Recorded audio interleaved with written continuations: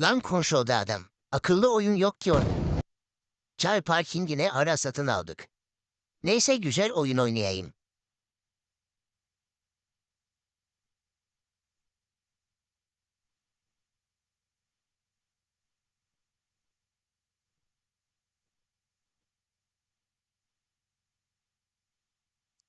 Bu güzel arabaymış.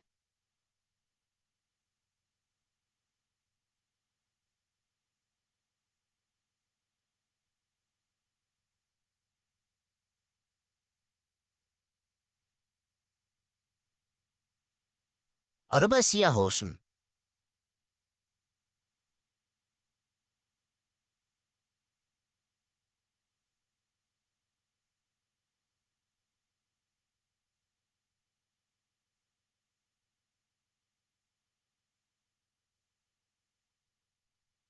Hey hey.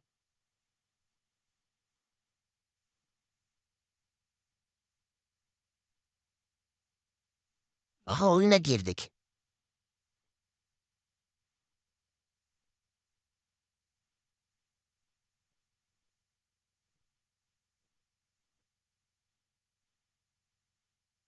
Lan kim arabayı basık yaptı?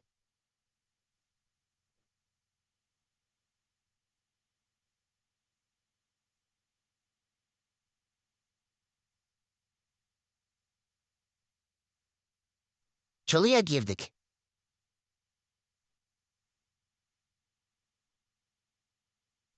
Makine oldu çıldıracağım.